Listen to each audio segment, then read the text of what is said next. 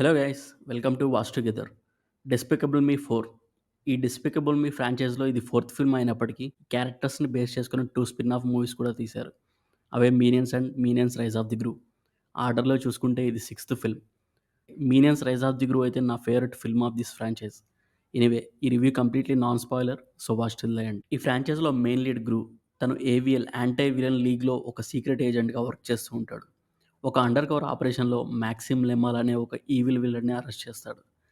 ఆ villain prison నుండి escape అయ్యి గ్రూప్ అయిన రివెంజ్ తీర్చుకోవాలని ట్రై చేస్తూ ఉంటాడు. ఇదే ఓవరాల్‌గా ప్లాట్ లైన్. ఇలాంటి ఒక సింపుల్ ప్లాట్‌తో స్టార్ట్ అయిన ఈ మూవీ ఆ కాన్ఫ్లిక్ట్‌ని పక్కకి పెట్టి అనవసరమైన సబ్ ప్లాట్స్‌ని ఎక్స్‌ప్లోర్ చేస్తూ చాలా ఫ్లాట్‌గా, కొంచెం బోరింగ్‌గా ఫ్లో అవుతూ ఉంటుంది. గ్రూప్ ఫ్యామిలీలో నంబర్ ఆఫ్ క్యారెక్టర్స్ ఉంటాయి.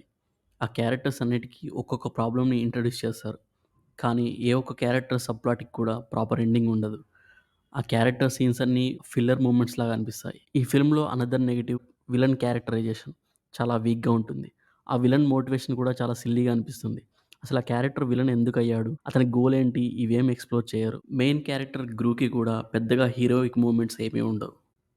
ఇంకా పాజిటివ్ థింగ్స్ మాట్లాడితే మీనన్స్ చేసే కామెడీ. గ్రూ ఫ్యామిలీతో ఇంటరాక్ట్ అయ్యే సీన్స్ కొంచెం ఫన్నీగా ఉంటాయి. త్రూఅవుట్ ద మూవీ అక్కడక్కడ కొన్ని జోక్స్ వర్కౌట్ అవుతాయి. యానిమేషన్ కూడా ఓల్డ్ ఫార్మాట్‌లోనే చాలా రెగ్యులర్‌గా అనిపిస్తుంది. మీరు ఈ ఫ్రాంచైజ్‌కి ఫ్యాన్ అయితే 14 ఇయర్స్ నుంచి ఫాలో అవుతుంటే మాత్రం చాలా డిసప్పాయింట్ అవుతారు. ఇది ప్యూర్‌లీ టార్గెటెడ్ టు కిడ్స్. వాళ్ళైతే బాగా ఎంజాయ్ చేస్తారు.